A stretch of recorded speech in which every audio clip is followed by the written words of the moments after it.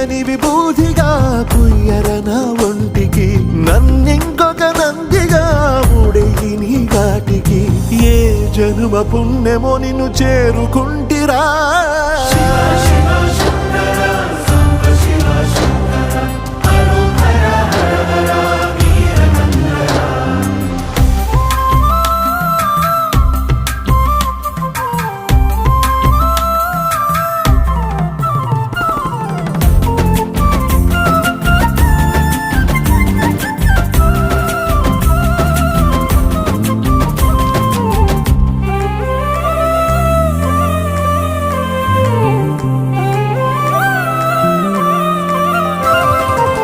Swarnamukhi తడుపుతున్న బండరాయిలోన